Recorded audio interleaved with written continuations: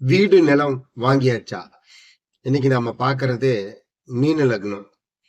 மீன லக்னக்காரங்களுக்கு மிதுனத்துல புதன் இருந்ததுன்னா, கண்டிப்பா உங்களுக்கு வீடு அமைஞ்சிரும். இப்ப பார்த்துட்டு இருக்கிறவங்களுக்கு நீங்க செக் பண்ணுங்க.